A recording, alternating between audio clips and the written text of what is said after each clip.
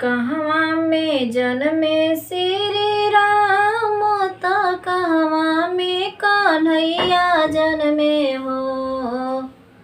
कहवा में जन्मे श्री राम त कहवा में कन्हैया जन्मे हो।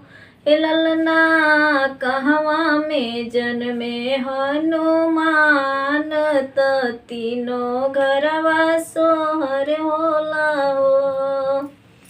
हे ललना कहवा में जन्मे हनुमान त तीनों घरवा सोहर होला हो।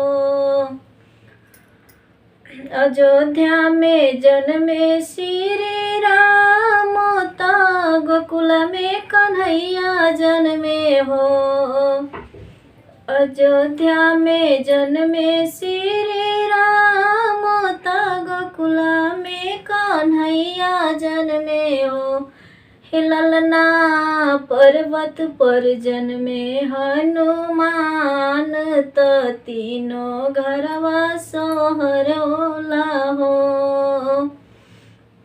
हे ललना पर्वत पर जन्मे हनुमान त तीनों घरवा सोहर होला हो। के कर जन्मे श्री राम त के कर कन्हैया जन्मे हो।